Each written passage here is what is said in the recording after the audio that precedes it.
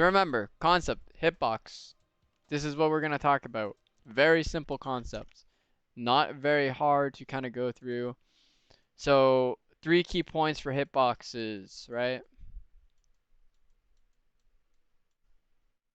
Okay.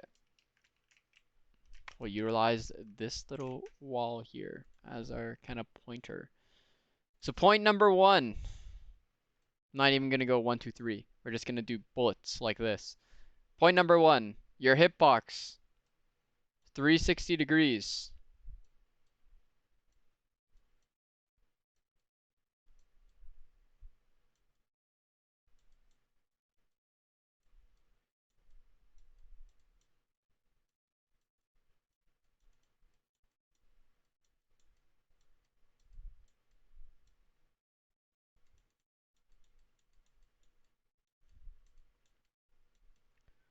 You want to try to reduce that hitbox as little as possible. So obviously, like for example, you would want it to be, if you could, technically, you would want it to be 1 degree. Sadly, in Overwatch terms, looking at the game specifically, that is not possible. So then how do you kind of look, how do I break up degrees in terms of your hitbox? So like I said, your hitbox is a circle. So realistically, what do you need to do with the circle? Well, a big thing with this is, well, I try to break it up into quarters when I look at hitboxes for Overwatch. You have 90, you have 180, you have 270, you have 360. So you're always consistently trying to split it up in a way to where maybe you have, at least in my eyes, the average is probably 180. Or I'll put it like this. You want to have 90 degrees of your hitbox showing. So we'll take out this and say try to reduce it as little as possible and make it more of an achievable goal, and say try to we'll do it like this. Instead, we'll say reduce to 90 degrees. So we always want to try to make our hitbox 90 degrees. Why 90 degrees? Again, we can't really reduce it to 1 based off of how terrain works in this game, and based off of, again, it's not a very perfect game. If you guys are here, you guys know that Overwatch doesn't have the perfect engine in it.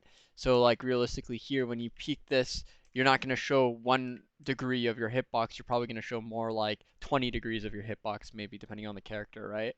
So again, and this is just from this angle, right? If I were to hold this corner here, I still showed this potential part of my hitbox still. So I haven't reduced it fully to 1 degree or 0 degrees. I still potentially have, I would say, close to 180 degrees open here, right? So again, you want to reduce 360 to try to get it to 90 degrees, right? That's point number 1. Point number 2 with your hitbox. How do you reduce it? Again, I want to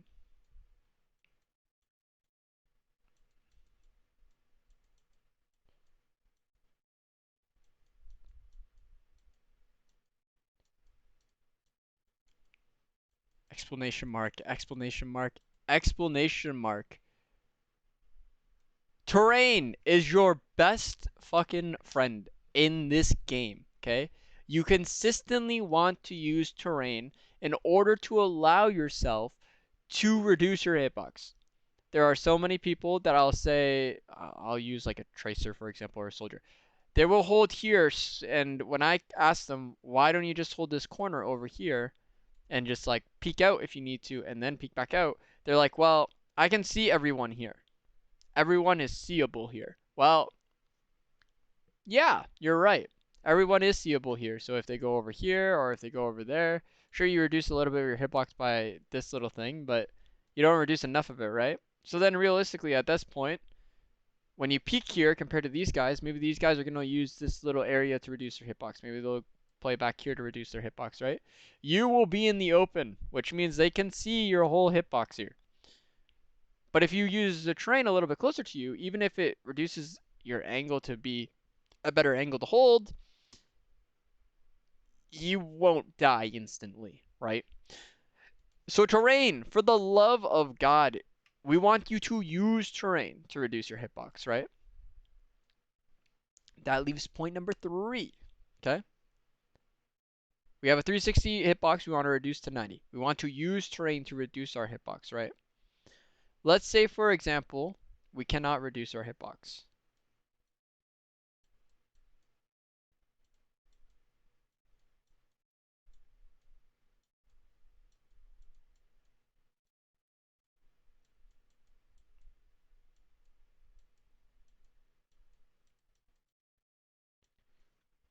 Whoop.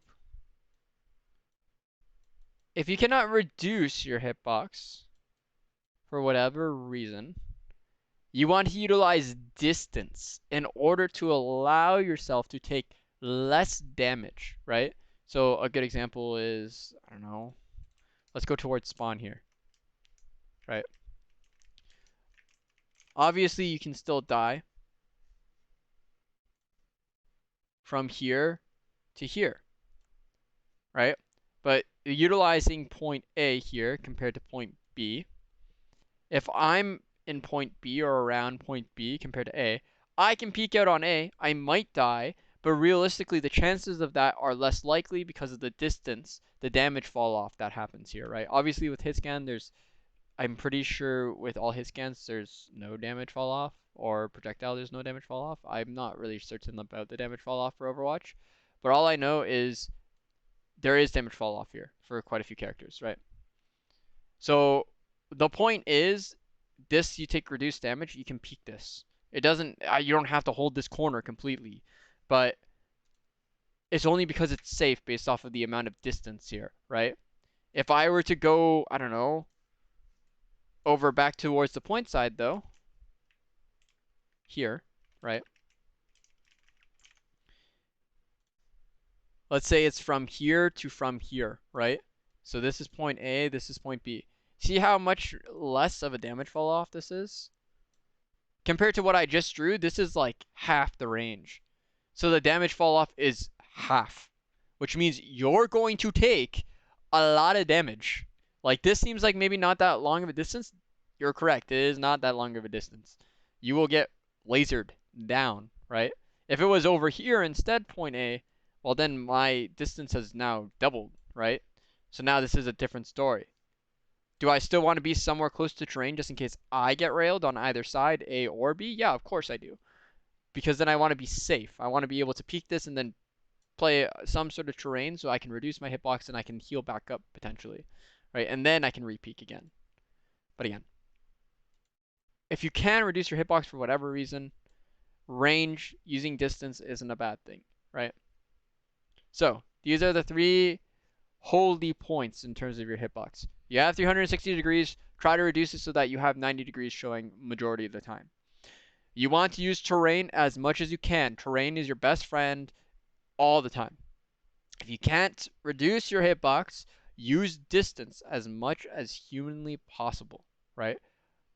So now is when the fun part comes with this concept review.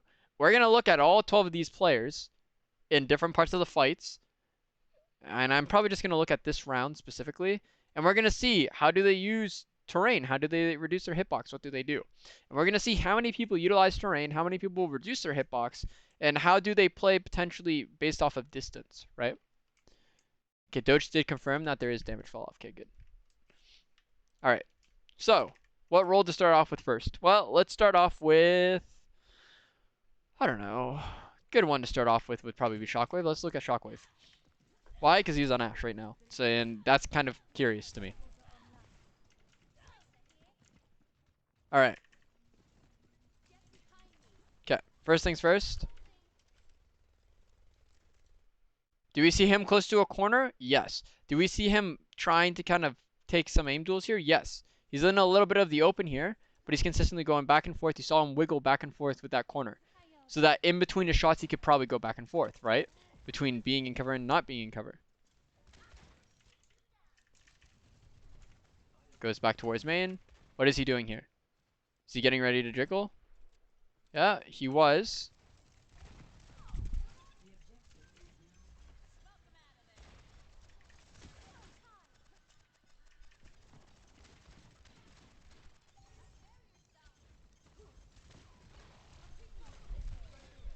Again, key thing I want to show you here is just like his movement when he's shooting. right? You watch when he's shooting. See how here he gets flailed, yes, but as he walks forward so he can get better LOS, he walks forward, he shoots. Now he's walking backwards because he's walking towards some sort of terrain, just in case someone is close by, right, to shoot him. He backs up. He re-peeks when he has a little bit more ammo. He sees two. He scopes. He goes for shots. But as he's shooting, he's going to that corner closest to him. And he's backing up, right? Okay. So we see Shockwave is consistently doing at least all three or one of these three. He's consistently trying to reduce a little bit of the hitbox that the enemy can see. He is consistently using terrain for sure. And if not, right, he's still using a little bit of distance here, right? At the start towards there, even at the end, he's trying to put as much distance as he can from people so he has a little bit of that damage fall off, right? Okay, well, let's look at Shy, and let's see how Shy does this on Tracer. Right, he's on Tracer, he's more mobile, so he might not use as much terrain, you might think, right? Now I see him consistently darting back and forth between that pillar. Now he's behind Funny Astro, right? As he's walking up, he's close to the terrain. He's playing towards the back of the stairs. There you see that Funny Astro is really low. He's still hugging that corner until he knows he can fully kill him. There he has a bubble in front of him, so he utilizes the bubble as a little bit more cover there. Okay, that's fine.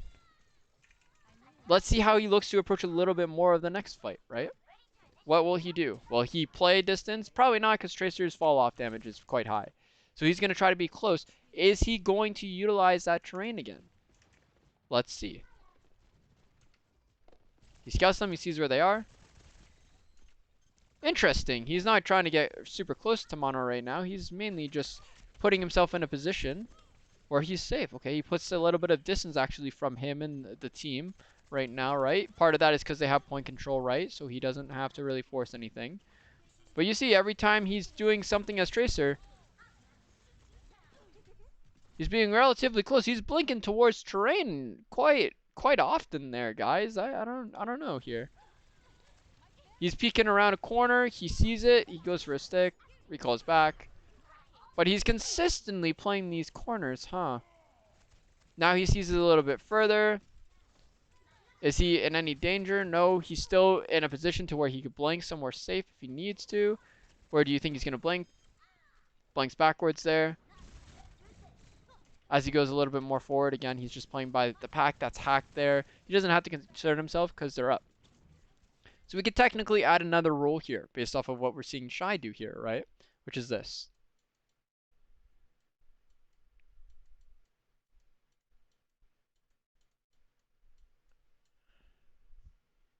Instead of saying if large, if have a large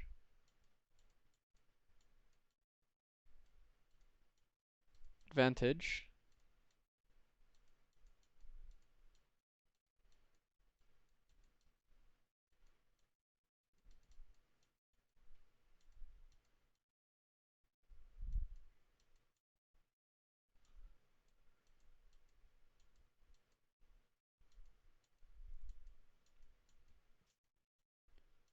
interesting, right? So I kind of kept piping and getting really strict about, oh, these are the rules. This is your hitbox. You should reduce it all the time, yada, yada. But you noticed that when they had an advantage there, Shy was still kind of playing around the hitbox rules, but he was a little bit more lenient. He was more loose with those rules because they had such a hard advantage that he still needs to respect those rules. But at the same time, he doesn't have to fully follow them very hard because, again, they have a large advantage. They have numbers, so they can swarm the enemy team comparatively to anything else, right? So we looked at Shy for our fill. Who's next do we look at? Do we look at Carpe? Do we look at a tank? Do we look at a support? Well, we haven't looked at a support yet. Let's look at an alarm and see what alarm does here. All right, so far so good. So we see alarm playing a little bit more distance here. In terms of positioning, let's see. They have rally, so he's not scared to move forward because he has a lot of armor happening right now. But you see he's consistently putting himself actually distance toward to putting himself more forward into the enemy team, right? And he's consistently actually is using terrain. So you see him playing towards the Suka side so he could potentially kite back towards this left side, right? But he's always in range to potentially back up, create a little bit more distance, or he's has some sort of terrain to kite around, right? So we see here he's utilizing this corner. He's playing this corner the best he can. Now he's forced to trank just because Monkey has now primaled, so he's worried about his life there. EMP also has gone on, so he's trying to utilize this Transcendence to heal up his team. Now we see where he's going in terms of positioning, right? As he's kind of not sure if he wants to push forward, he hovers around a corner. He hovers around a wall, and as he walks forward, he goes to the next terrain closest to him, right? So again, pushing. He's at that corner on the right-hand side. He's still shooting. He created quite a bit of range to him, right?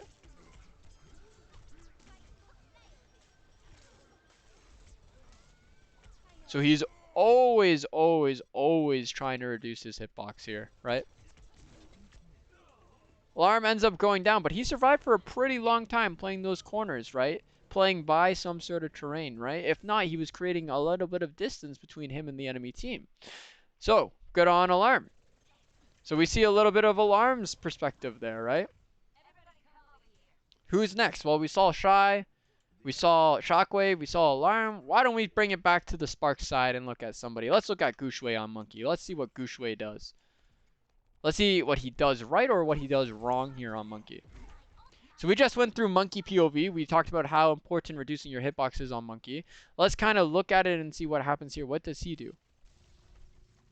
All right, he's walking forward. And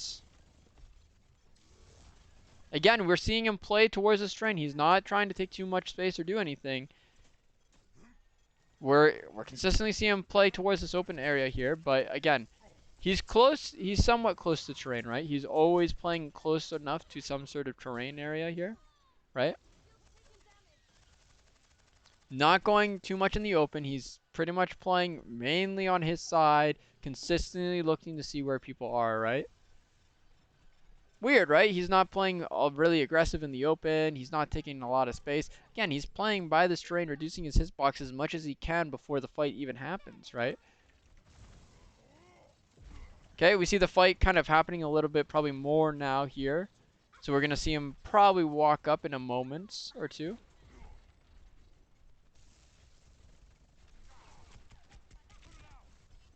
As he tries to potentially pressure and take space, he walks backward and he's forced out. Okay. So he doesn't take space, but we see again, as he's waiting for his team to regroup or he's waiting for a 6-man to come out or anything along those lines, he's waiting. He's playing terrain. He's reducing that hitbox a lot, right? Shift it back to the fusion side. We're going to look at Hot Buzz POV here now.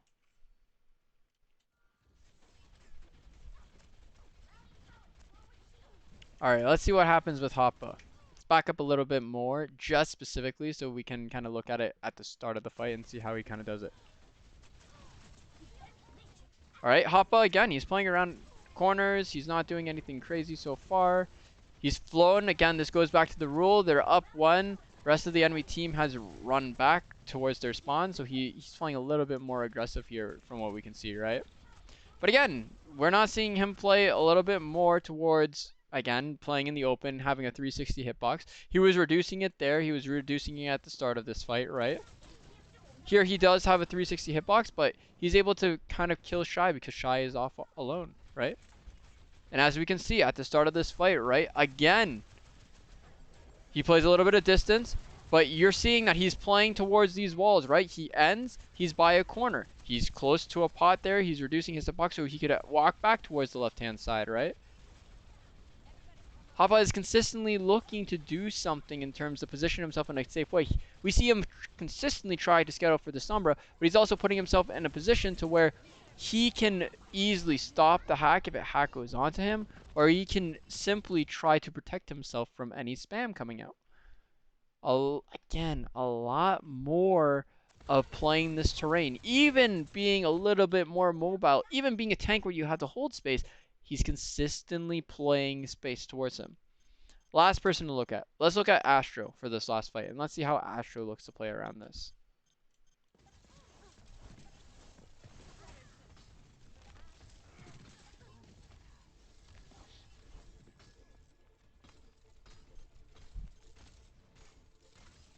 All right. As Astro walks forward, we see Astro is again putting himself a little bit in the open. He has a shield to utilize in terms of kind of protecting himself. So it's a way to reduce his hitbox. Do I think he should be using that as a very often kind of shield or an often kind of thing? No. We see him walk up again. He's walking up, but he's by a corner a lot of the times. He's making sure he's close to terrain. He's putting his shield up so he can see as well, right? Again, he's hugging this wall so that he can kind of just isolate the monkey just by himself there. And again, he's close to this area, middle kind of building here. He moves to that right-hand corner. We see similar movement that we've seen from everybody so far, right? Moving to a corner, moving to the same kind of potential areas, right? One last person to look at. And we're not going to look at the last fight. We're going to look at maybe, let's start at the beginning for this, okay? We'll look at Architect on Sombra. And why are we going to look at Architect? Sorry, I don't know why that's so weird for me to say. Why are we going to look at him on Sombra? Well, let's see if Invis changes this rule, right? Will Invisibility change this rule a little bit more? I don't know. Let's see.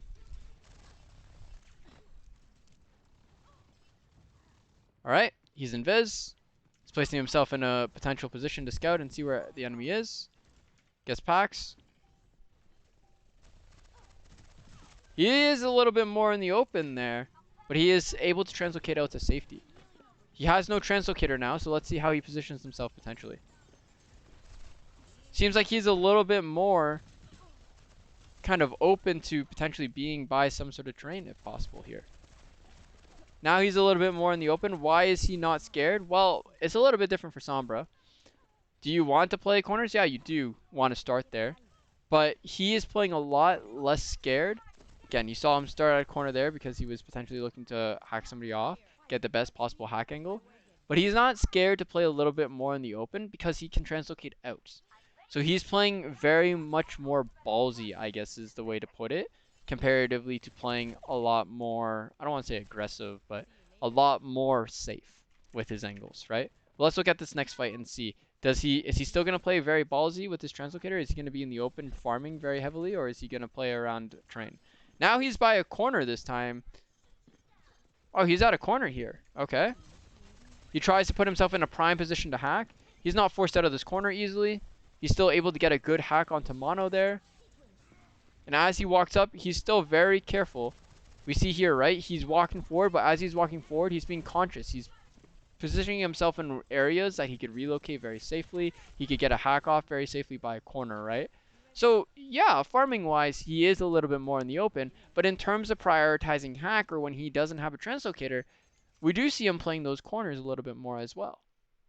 So overall, what is my point? What is the big thing? Hitboxes. Reduce those hitboxes, boys. I do not want to see 360-degree hitboxes.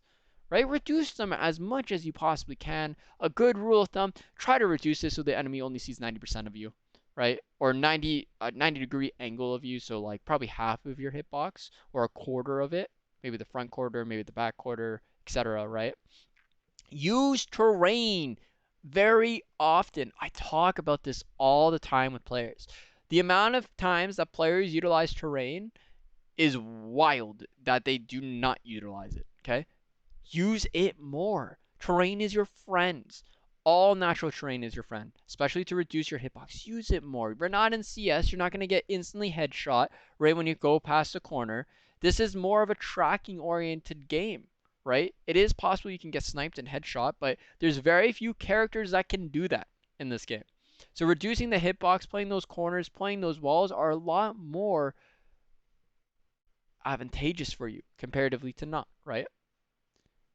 Last but not least, second to last but not least, I should say, if you can't reduce your hitbox, use that range, right? You have distance for a reason. Utilize that distance to the best of your ability, right?